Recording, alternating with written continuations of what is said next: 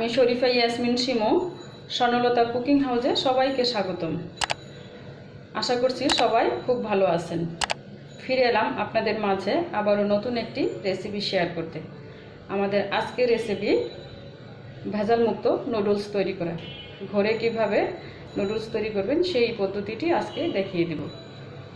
তাহলে চলুন মূল রেসিপিতে চলে যাই। নুডলস তৈরি করার জন্য আমি প্রথমে একটা ডো তৈরি করব। তার জন্য লাগবে 2টা ডিম। প্রথমে আমি 2টা ডিম নিয়ে নিচ্ছি।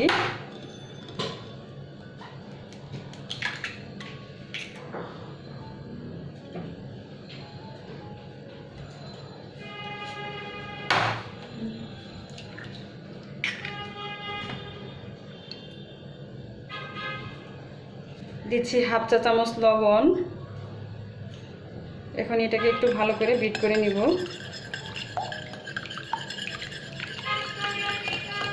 এখন দিচ্ছি ময়দা। ময়দার মাপটা আসলে এরকম করে কোনো মাপ নাই, এটা ডিমের উপরে নির্ভর করে। তারপরে অনেক সময় দেখা যায় 2টা ডিমের মধ্যে 2.5 কাপের মতো ময়দা লাগে। প্রথমে আমি 1 কাপ দিয়ে দিলাম। এভাবে একটু ভালো করে মাখিয়ে নিয়ে তারপরে আস্তে আস্তে বাকি ময়দা দিব। প্রথমে 1 কাপ দিলাম আর এখন নিচ্ছি 1.5 কাপ। এভাবে আস্তে আস্তে দিব। নুডলসের ডোটা একটু শক্ত হবে, রুটির পরোটার চেয়ে একটু শক্ত হয়। এভাবে একটু চেপে চেপে মাখাতে হবে। এরকম আস্তে আস্তে করে ভালো করে মাখায় নিতে হবে। সোজা কথা শক্ত একটা ডো তৈরি করে নিতে হবে।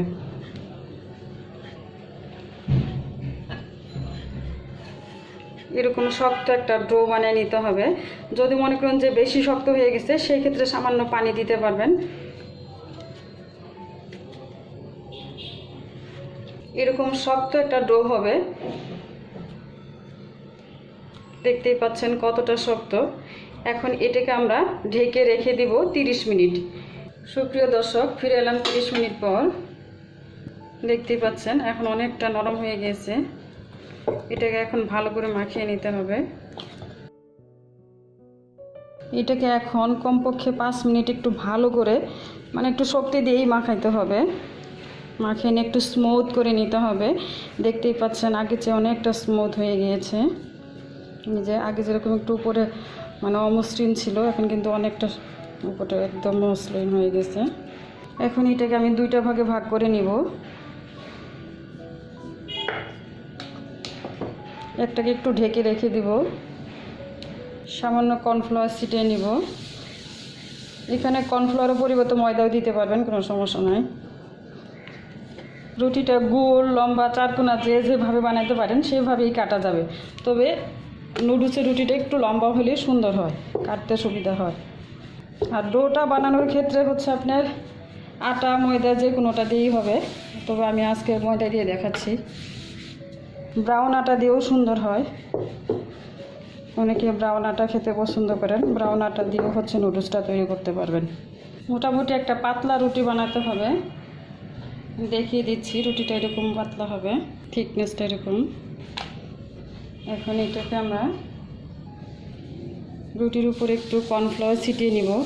এই কর্নফ্লাওয়ারটার পরিবর্তে ময়দাও দেওয়া যাবে, কোনো সমস্যা নাই।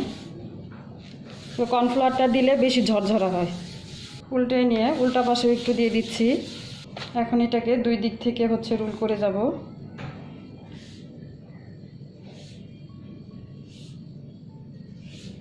আবার এদিক থেকে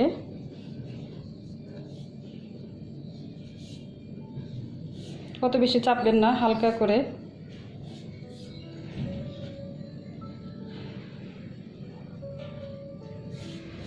এখন ধারালো একটা নাইফের সাহায্যে এটাকে কেটে নিব।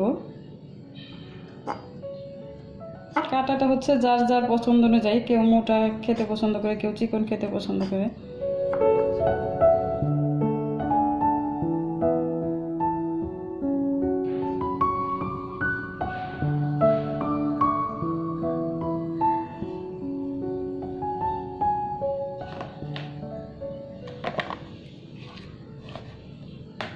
প্রিয় দর্শক, নুডলসগুলো কাটা হয়ে গিয়েছে। এবার এর ভাঁজ খোলার টেকনিকগুলো আমি আপনাদের দেখাই দিচ্ছি। এরকম একটা সাসলিক কাঠি অথবা যে কোনো কাঠি কিংবা টুথপিক নিয়ে এটা এভাবে ভাঁজের মাঝখানে দিয়ে এভাবে ধরে এভাবে মাঝখানে এভাবে টান দিলেই ভাঁজগুলো খুলে চলে আসে। দেখতেই পাচ্ছেন। আর তাছাড়া আপনারা হাতের মাধ্যমে এভাবে খুলে নিতে পারবেন। এভাবে ঝাঁকি দিলেই সবগুলা ভাঁজ খুলে আসবে। এই যে প্রিয় দর্শক, দেখতেই পাচ্ছেন কত সুন্দর একদম ঝরঝরা তৈরি হয়ে গেল আমাদের ভেজাল মুক্ত হাতে তৈরি নুডলস। এখন এটাকে যদি সংরক্ষণ করতে চাই আমরা, তাহলে এটার মধ্যে সামান্য কর্নফ্লাওয়ার ছিটিয়ে নিয়ে আমরা যদি নুডলসটাকে সংরক্ষণ করতে চাই, তাহলে এভাবে করে এয়ারটাইট বক্সের মধ্যে রেখে কাঁচা অবস্থায় 3 মাস পর্যন্ত ডিপ ফ্রিজে রেখে দিতে পারবেন।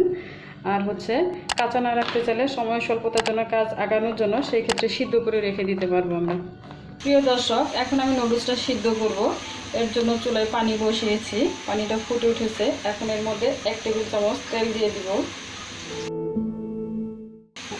লবণ দিতে হবে না, কারণ নুডলসটা বানানোর সময় আমি লবণ দিয়েছি। এরপর যখন টক বক করে ফুটে উঠবে, তখন আমি নুডলসগুলো দিয়ে দেব।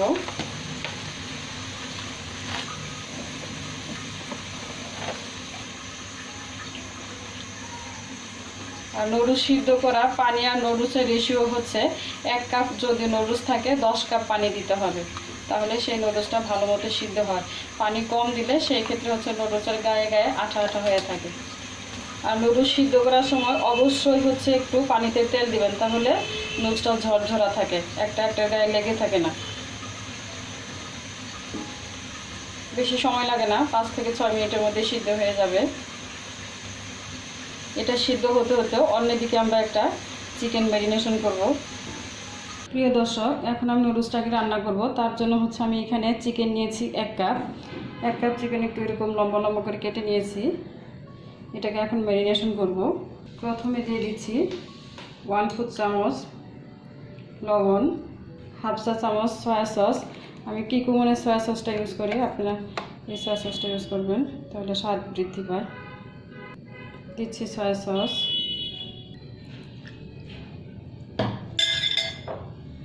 একটু এলপি সস দিচ্ছি, 1/2 চা চামচ আদা রসুন পেস্ট, 1/2 চা চামচ গোলমরিচের গুঁড়া।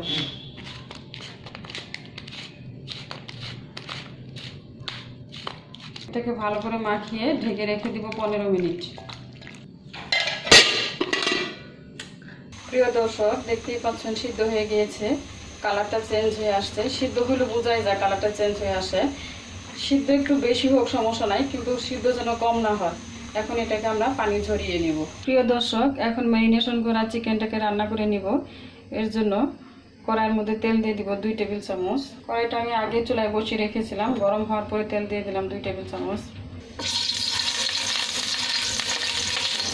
এখন দিচ্ছি ম্যারিনেশন করা চিকেনটা।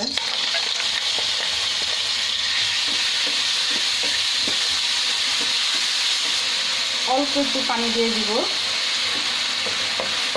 গরম পানি। এখন এটাকে ঢাকনা দিয়ে রান্না করব। আমি 1/4 চা চামচ মরিচের গুঁড়া দিয়ে দিচ্ছি। ঝালটা যার যার স্বাদ অনুযায়ী দিবেন। এখন দিচ্ছি 1/2 কাপ বরবটি।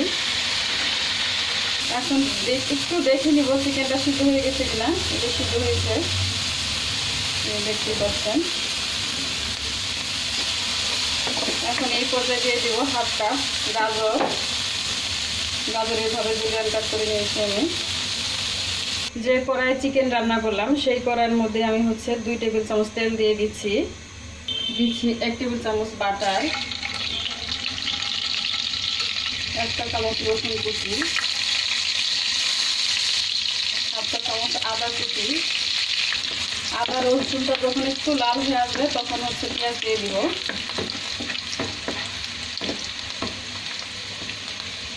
দিচ্ছি 1/2 কাপ পেঁয়াজ কুচি। অত ভাজবো না, একটু নরম হলে আমি নুডলসটা দিয়ে দেবো।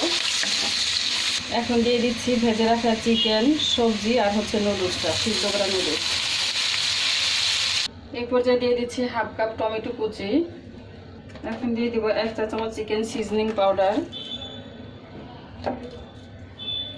এটা একেবারে অপশনাল, এটার পরিবর্তে হচ্ছে আপনি টেস্টিং সল্টও দিতে পারবেন। এখন দিয়ে দিব 1/4 কাপ টমেটো সস, 1 চা চামচ চিনি। দেখতেই পাচ্ছেন কালারটা কত সুন্দর হয়েছে।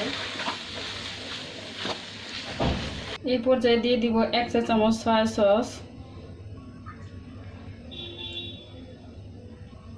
1 চা চামচ এলপি সস, যে সসটা, 1/2 চা চামচ গোলমরিচের গুঁড়া, গুঁড়া বলতে ক্রাশ করা আদা ভাঙা যেটা, 1/2 চা চামচের মতো।